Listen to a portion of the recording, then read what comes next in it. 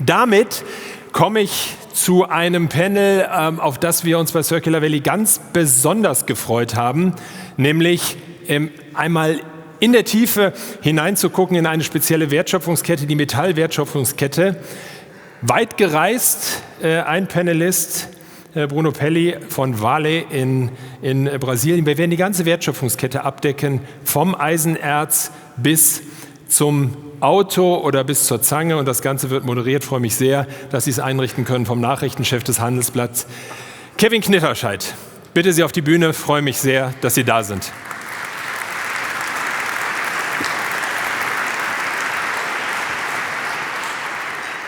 Yeah, and I will switch to English now because one of our guests is an English speaker, and you've seen plenty of examples by now that illustrate what the paths to full circularity might look like in the hopefully near future. You've seen innovative sectors like batteries, cars, constructions, and water. However, there's one industry that's been practicing circularity practically for decades, and that's the metal industry. And before this event, I did some research to try to pinpoint when exactly humans started collecting scrap and melt it down to reuse it. And the only information I found, there was an article suggesting that scrap metal is likely the oldest example of recycling in humankind. So you could say we've been recycling metals for as long as we can remember. But there's still a long way to go. For instance, most recycled steel that we use today is often has a lower quality than the scrap from which it was made. And what are the challenges for the industry to fully close the loop? And what role does mining play in a fully circular metal system? And I'm excited to discuss these topics with my next guests, which represent various companies along the metal value chain, from mining to melting to processing. As Carsten Gerhardt has said, my name is Kevin Knitterscheid.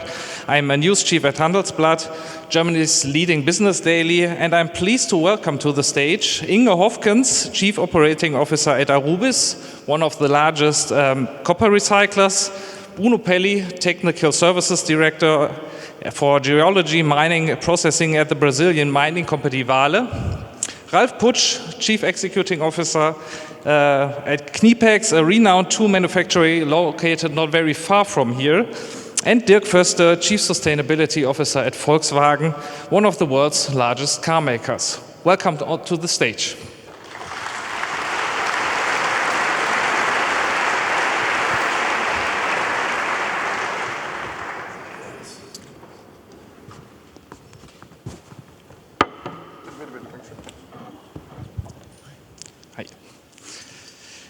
Yeah, welcome everybody, and I want to start with you, Mr. Pelli, because Carsten Gerhardt has already mentioned, and I was wondering too, when we talk about circularity in the metal industry, isn't that a rather daunting concept for a mining company? Actually, it's quite interesting to split circularity into product circularity and the way we recycle metals and fridges, cars, and all that, and process circularity. So for mining companies, we need to make the most of the resource we have. It's a finite resource. So either we use 100% of it as much as possible, using waste as source of value, or we are lost.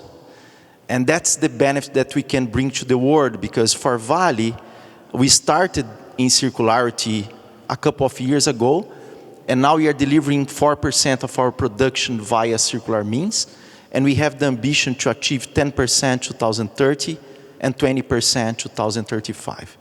That's the way we believe we will help. Just in terms of CO2 emissions, that equates to 1.2 million cars removed from the streets for a year. So that provides huge benefits for the world, and we do need to integrate that into the value chain of recycling other means, cars, fridges, and other things. So we need to integrate global value chains to be more circular, and that's the way we see miners playing a big role in that.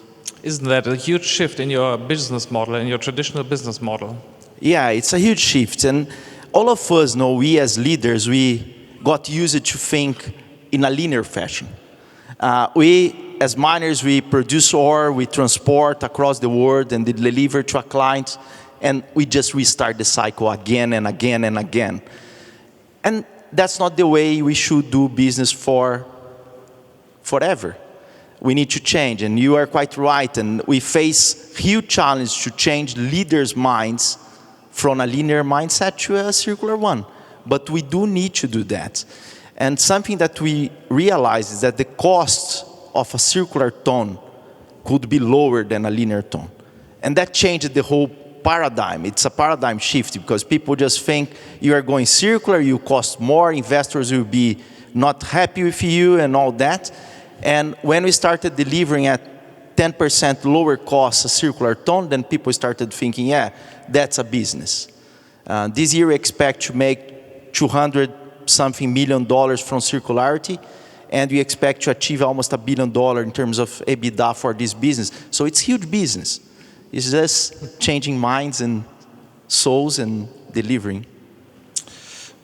Ms. Hofkens, you're the next one in the value chain. Aruba's core business revolves around recycling metals, and let's discuss some figures. What percentage of recycled materials do you use today, and what's your goal, say, your target for 2050? Well, 2050 is still far away, I would say, but we do have a goal for 2030. Our production of copper mainly, and for those that don't know our company, we are a multi-metal producer, Arubis, and we have our main metal is copper, because copper is a great carrier actually for a lot of other metals. And in the production of copper, we reach today 44% of recycled content of all the copper that we do produce. That means that the other leg is still coming from the primary side. And I think it's also coming back to what you said. All of the metal value chain once started with producing metal from ore in a certain way. And everything, of course, comes from whatever is being in demand for products that do get designed and that we are all in need for. And particularly for the case of copper, everything we do today, whether it's green transformation, everything that ties into that one, e-mobility, whether we have data science, automation, digitalization, everything needs copper. And the beauty of copper is actually that in terms of the quality of recycling, copper can be recycled endlessly. There is no loss of any quality. The only thing we need is to get copper in the right characteristic of conductivity for which it is mainly used. You need to refine it. And in that step of the process, we do need quite some energy. But indeed, our company exists 158 years old. We have already recycling activities since 50 years, actually. So we go a long way. And we have increasingly grown into that area. So that's why we today come at 45%. And it makes indeed that our copper that we produce in terms of the carbon footprint is more than half or halfway lower than classical copper produced in the world. Mr. Putsch, Knipex produces tools, and quality is typically the #1 priority for customers in that area. Has anyone ever asked you even if you could make pliers entirely made from recycled materials? Well, I don't think we have been asked specifically that question. But of course, we feel a strong, general demand. We have to look at what's going on in the world, and we have to find ways to protect our climate. So we ask ourselves the question, and we still expect, the public, the users, and even the governments, to have a more precise idea, what to buy when it comes to climate-friendly products out of metal. So we started to do our own. We started our own initiative, I would say. We have been using recycled steel for a very long time, but it has always been a ratio something like 30%. And if I may just show you a little bit, I've seen there's a very good camera, so that everybody knows what we are talking about. This is a 50% of a forged part, so I had to cut it in two halves. You see a little steel bar still here at the end. And then you see two pliers halves, and you see a lot of scrap around these plier parts, which we call the flesh. So this is what is squeezed between the two forging dies, and this is the thing we can actually recycle. And our plan for 2025 is to buy only steel which is 100% working with scrap material. And the beauty of steel is similar to the beauty of copper, which is that you can actually recycle it without a loss in quality, which is extremely important. And what we also do is to make sure we don't mix our scrap with other materials. So this is also a new initiative. We literally bring this directly to the steel mill. So we take 300 tons of steel scrap, bring it immediately to the steel mill, and they send us back the steel, which we can then use for forging our tools. Mr. Förster, I was an author for the steel industry actually for Handelsblatt some years ago, and I can remember back then, already a couple of years ago, many car makers were cooperating with steel makers to recycle their product residues from the production. Has the cooperation between car makers and the car industry and the steel makers on the other side increased in any way since then? Yeah, thanks for the question and also for the invitation to be here on the panel. Yes, it has increased. And it also goes, for example, and very much looking also at Bruno from reducing the carbon footprint of virgin material. But I think overall I would like to start with the topic of is a strategic imperative. And the strategic imperative, particularly also with our Regenerate Plus strategy to become nature and society positive, at least we're aiming for, circularity plays an important role. So we are setting ourselves a target to have 40% of the cars by 2040 in Europe and in North America from recycled material. And steel, aluminium is a big part, and batteries will be a big part. And therefore I would like to offer a different thought, because batteries will change the whole area and the whole dynamic of the automotive value chain and circularity. Not only from the design, which we heard this morning, but certainly also from the way we are looking at steel and using it from this perspective.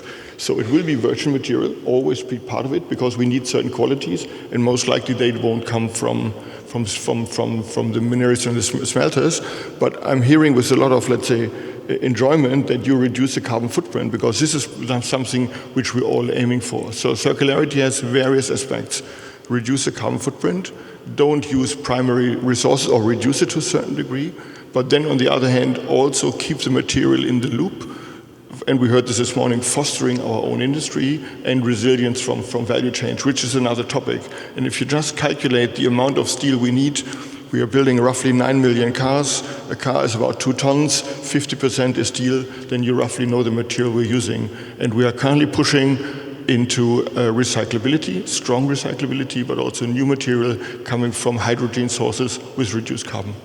Yeah, the car industry especially is actually in arguably the most challenging transformation in its history right now, with the transformation to electric vehicles. How do these fundamental changes in the production processes create opportunities for creating new circular processes, new circular business models? Oh, it's huge. We are rethinking the whole car. In principle, it is not only the battery, which has a very high value based on lithium, cobalt, and manganese, and whatever it's in there, which will change the whole of circularity, but we are starting to rethink the car right from the beginning. So it is not only how we produce it, and we're looking at various different ways of producing it with larger elements and so on, but it's also the question, how much steel do we need, how much aluminium do we need, how many polymers do we need in the future, do we need hundreds or do we need a few only, how can we build more elements easier to be recycled and, very importantly, easier to dismantle. And the main challenges, is it the battery that's becoming more difficult to recycle? It is not. I think the battery is the value driver for changing the whole industry, because I think currently we are just offering a few $100s or euros to take the car and to get it dismantled. But with keeping the battery in Europe in our hand and also driven by quotas, which we have to fulfill, we have to make sure that the business model is changing so that the car which is selling is currently a linear process. The car comes back to us and we recycle it or together, and very importantly with partners, because like always in sustainability, you can't do it alone. Ms. Hofkens, a few days ago, the Federation of German Industries, in short BDI, held a raw materials conference during which its president, Siegfried Rußrum, raised a red flag. German companies are not only failing to secure their resource supply chains, but they are also becoming increasingly independent on risky resources. And he was, of course, referring to China, which could leverage its dominant market position one day to make political demands. In the case of lithium, such a situation could cost the German manufacturing industry about 150 billion euros, or roughly 15% of its business. That was a very long introduction for a short question. How could a circular economy make the German economy more resilient? I think we have to believe in what we already are doing really great. Because coming back to our company, and it's actually really a pleasure to be here today, because I work in Germany, but I'm born in Flanders. And Arubis has actually 3 plants, major plants, all active in the copper recycling. So all our copper recycling activities of Arubis are actually in these 2 regions, which is fantastic. And we have 1 plant in Lunen, 1 in Olen in Flanders, 1 in Beerse in Flanders. And together, all of that is really top of the world. So it's actually already quite amazing what we do. And if I look back 30 years, it being in the metal recycling, I've been multiple times in China, visited the world to see what is happening. I think we have been withstanding quite well the challenge and the demand from the Chinese markets. And I think it comes just through the competence that one can bring to the table.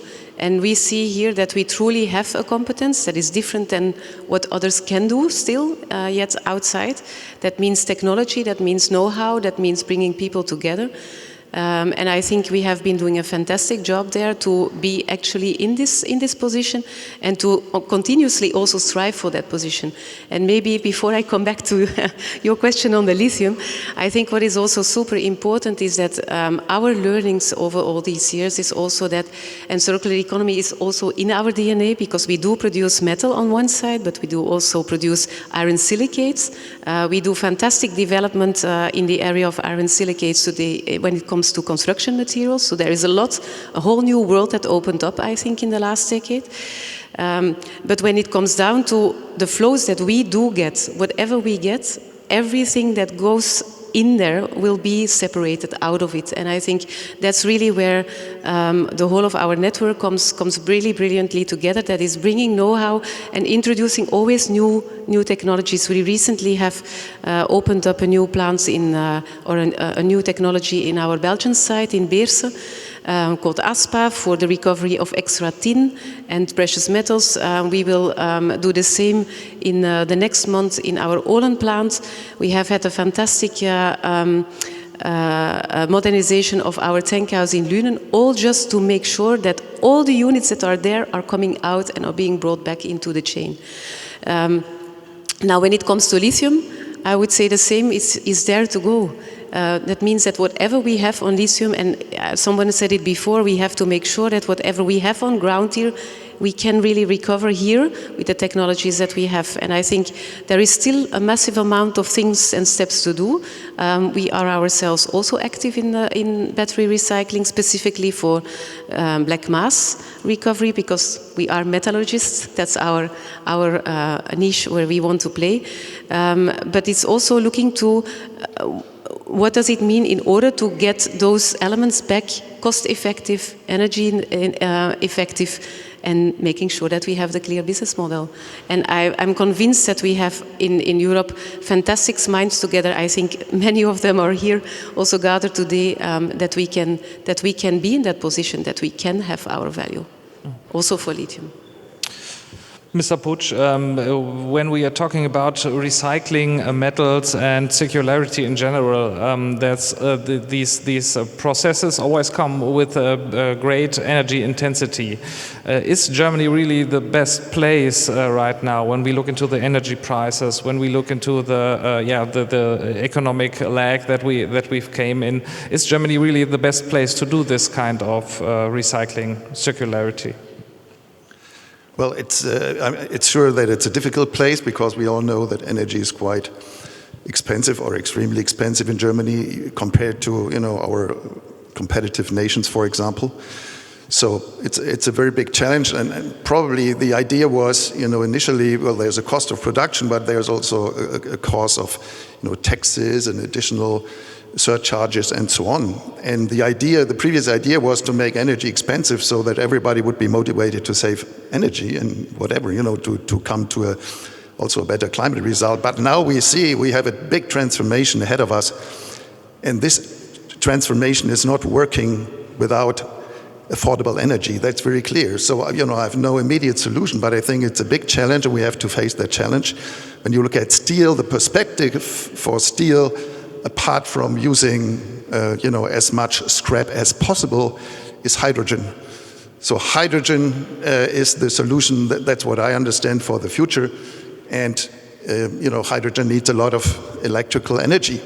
And if the electrical energy is too expensive, we will have a problem to have enough hydrogen. So, I don't have the answers. I just know it's a challenge, and it deserves a lot of strategic attention. Mr. Pelli, is this a topic for mining companies as well, when we're talking about hydrogen and the production of directly reduced steel, for example? Yeah, definitely. It's a very interesting topic, and we as miners, what we have been doing in terms of connecting iron ore and steel, we have been assessing globally where can we produce cheap, clean energy, and therefore we can move iron ore to those regions and generate hydrogen to generate green steel from there, and then from there we can export to other regions. But for sure, the cost of energy plays a big role worldwide, but we need to take into account the CO2 as well to transport either iron ore or steel from regions to regions, and that's something that I'm super concerned because we tend to organize our value chains in a way without thinking heavily about Scope 3 emissions, and that's a mistake because by the end of the day, those are emissions that will be incurred as well. And worldwide, we need to reshape the value chains in a way that the total emission makes sense to the world. Otherwise, it's just countries against countries and trying to get the investment and saying, I offer you clean energy. But by the end of the day, you are emitting much more to get your raw materials to different regions. So that's for sure a very important point to be thought. Yeah, we are shortly running out of time, but I want to make a closing round with all of you. As we've already heard, it's probably unrealistic to expect that mining will no longer be necessary in the next 50 years. But when we're looking forward, what will the role of your respective company be in the value chain when we eventually achieve a fully circular economy? Maybe start with you, Ms. Hofkens. Well, I think for us it's very clear. It's bringing all the metals that we get back into the value chain and growing our recycling activity. That's for sure. But we are also very convinced that this primary lag still will be needed. Copper gets recycled. Every copper unit that today is there gets recycled just because of its value.